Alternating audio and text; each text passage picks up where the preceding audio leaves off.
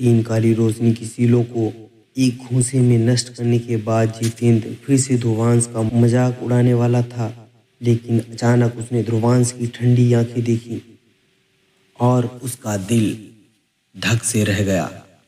तभी उसने देखा कि ध्रुवांश के घूंसे से निकली हवा पूरी तरह से खत्म नहीं हुई। उसकी मुट्ठी की सतह पर एक काली रोशनी चमक रही थी। फिर से जबरदस्त हलचलें लहरों की तरह उभरी। अचानक ध्रुवांश की मुट्ठी से काली रोशनी बाढ़ की तरह निकली। इसके बाद एक और काली रोशनी की सील उभरी। जैसे ही यह सील दिखाई दी, आसपास की चेतना शक्ति कांपने लगी। जितेंद्र की आंखें आखिरकार हल्के से बदल गईं और उसने कहा, वाकई यह एक चौथी रोशनी सील है।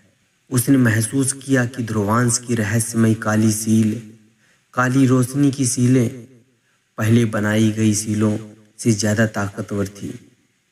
तीन सीलों के एक साथ जुड़ने की तुलना में यह चौथी सील और भी मजबूत लग रही थी।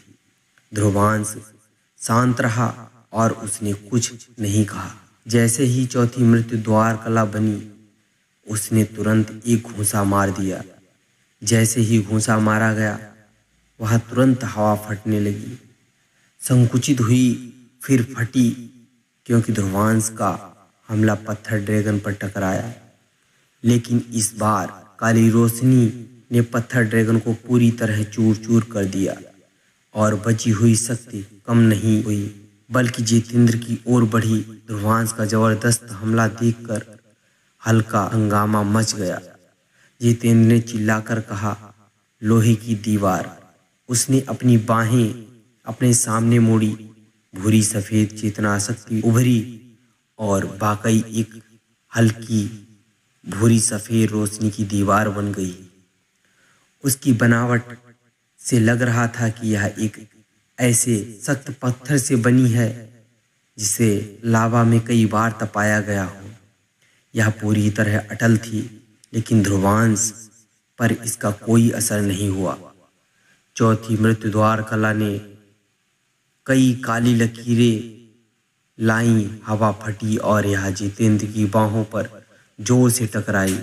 नंगी आंखों से दिखने वाली चेतना शक्ति की एक झटकेदार लहर तुरंत निकली।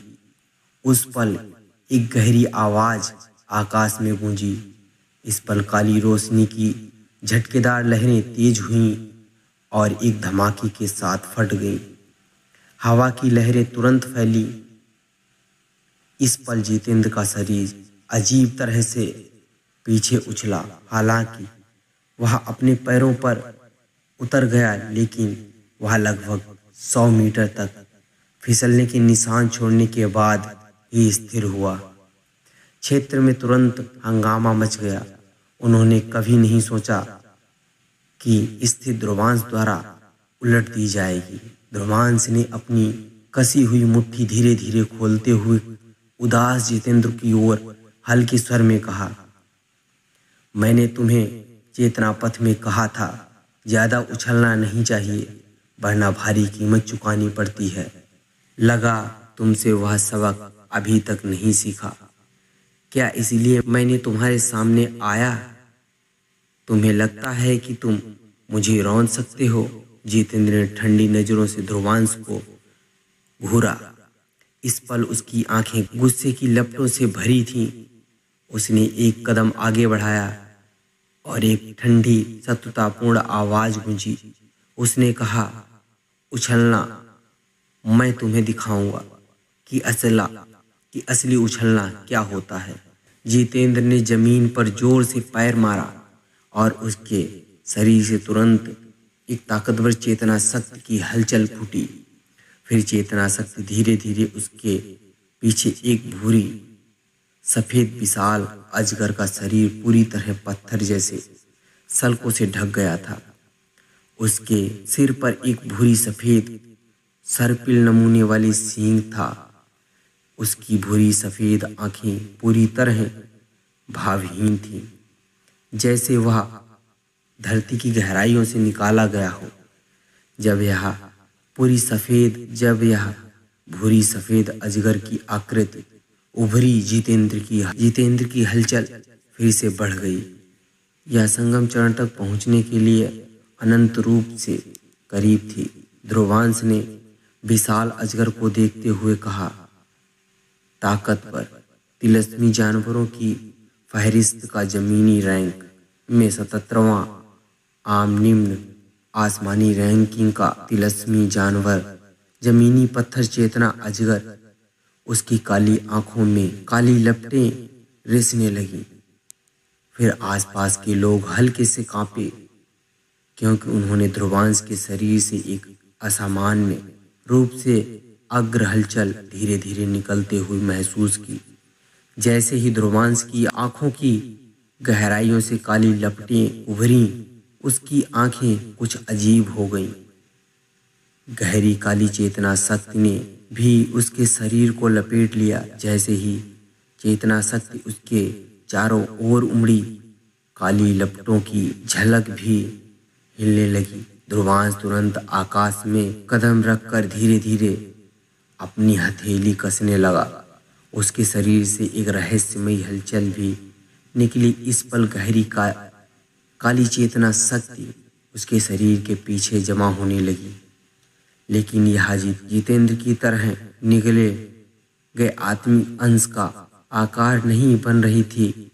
ऐसा इसलिए था क्योंकि उसने किसी तिलस्मी जानवर के आत्मिक अंश को निगला नहीं था।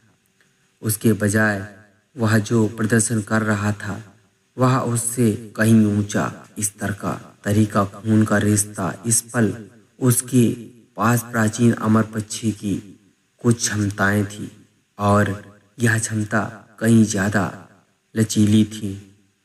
यह खून के रिश्ते की वजह से था।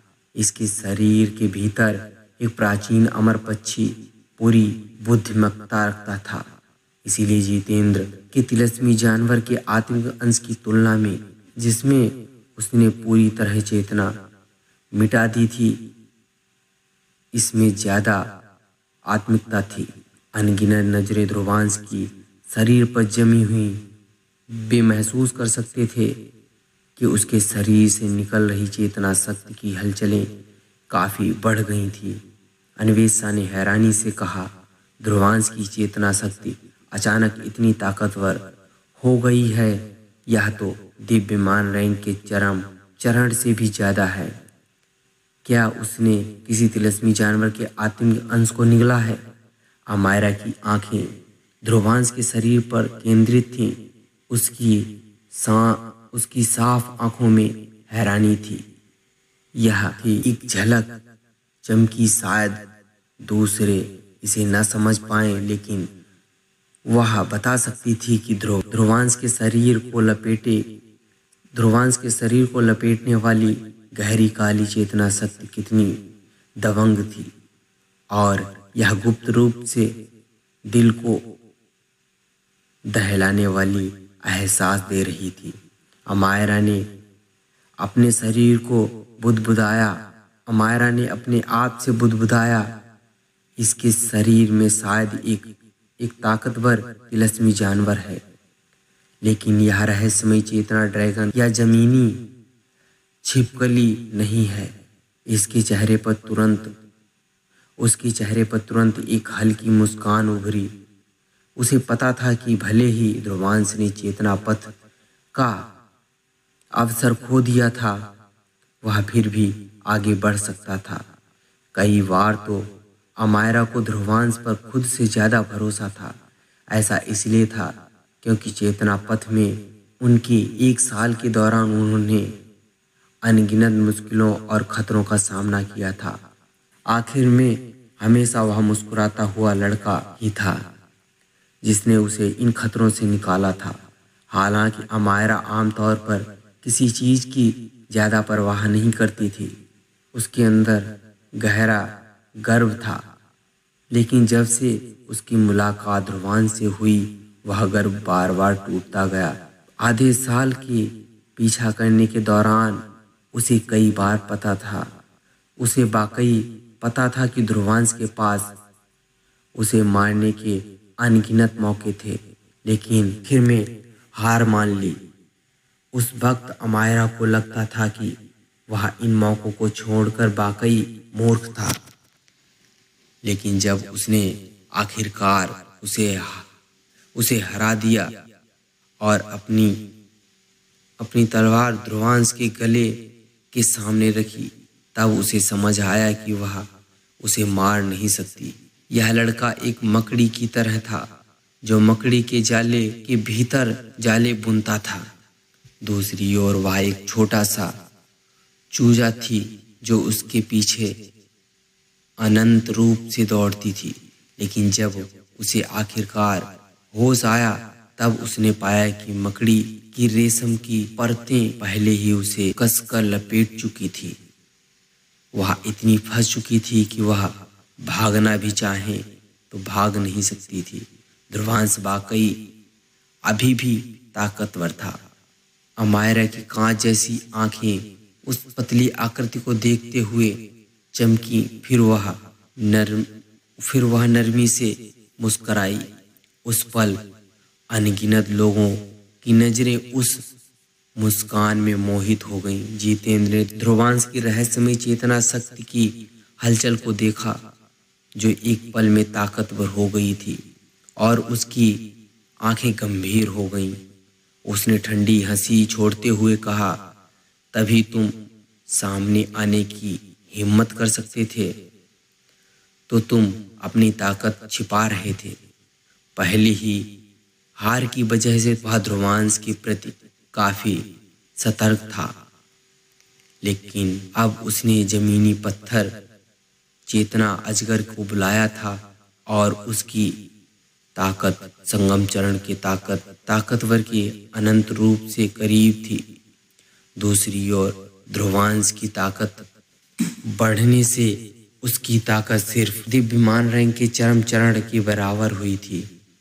उसके बीच का अंतर और खुल गया था। जितेंद्र ने चिल्लाकर कहा, मैं तुम्हें दिखाऊंगा कि असली उछलने वाला कौन है। उसने अपनी हथेली कसी और घनी चेतना शक्ति बाढ़ की तरह उभरी। उसके गले से गुस्से भरी दहाड़ निकली और उसके पैर के नीचे एक रहस्यमय हलचल फैल गई। इस पल धरती कांपने लगी। उसने जमीन पर जोर से पैर मारा और आकाश में उछला। उसकी भूरी सफेद चेतना शक्ति उसकी जकड़ी हुई हथेली से फटी। यह वाकई कई भूरी सफेद रोशनियों में बदल गई। यह रोशनियां जल्द ही कई चट्टानों से बदल गई जो आकाश में लटक रही थी। एक दबंग हलचल निकली। उस पर कई लोगों की नजरें गंभीर हो गईं। वे महसूस कर सकते थे कि जितेंद्र के पास बनी हर चट्टान में एक दिव्यमान रैंक के ताकतवर की गंभीर रूप से घायल करने की ताकत थी। यह साफ था कि आत्मिक अंश की ताकत सक्रिय करने के बाद उसकी युद्ध क्षमता आसमान छू रही थी। जितेंद्र ने चिल्लाया, चट्टान शहंशाह कला उल्का बरसात। उसकी आंखें अंधेरी हो गईं और उसने नीचे खड़े ध्रुवांश पर नजरें टिका दी। उसकी नजरें तुरंत ठंडी हो गईं और उसने अपनी हथेली की मुद्राएं बदली। इस पल कई भूरी सफेद रोशनियां अचानक भनभनाने लगीं और हवा टूटने की आवाज तुरंत गूंज रही थी। यह अनगिनत चट्टानें ध्रुवांश की ओर गिरी और उसकी सारी पीछे हटने की राहें लगातार बंद कर दी। ध्रुवांश ने सिर उठाया और इन चट्टानों को देखा जो उनकी आंखों में तेजी से बड़ी हो रही थी। इस पल उसने गहरी सांस ली और अपने शरीर में विजय स्तंभ कला को प्रसारित किया। उसके शरीर की गहराइयों में एक रहस्यमयी रोशनी चमकने लगी। उसके शरीर की सतह पर उमड़ रही गहरी काली चेतना शक्ति तुरंत एक धुंधले काले रोशनी के स्तंभ में बदल गई। इस रोशनी के स्तंभ के ऊपर काली लपटों से निशान तैर रहे थे। जब काली रोशनी का स्तंभ बना तो गिरती चट्टानें जोर से टकराईं। आखिर में वे ध्रुवांश के शरीर के बाहर बने काले रोशनी के स्तंभ पर जोर से टकराईं। धरती इस पल कांपने लगी। अनगिनत लोग हैरानी से इस जगह को देख रहे थे जहां चट्टानों की बमबारी हुई थी। इस जगह धुआं फैल गया और उसकी नजरों को ढक लिया, लेकिन वे अभी भी महसूस कर सकते थे कि यह हमला कितना डरावना था। तो दोस्तों, इस एपिसोड में बस इतना ही। आगे की कहानी अगले एपिसोड में सुनेंगे।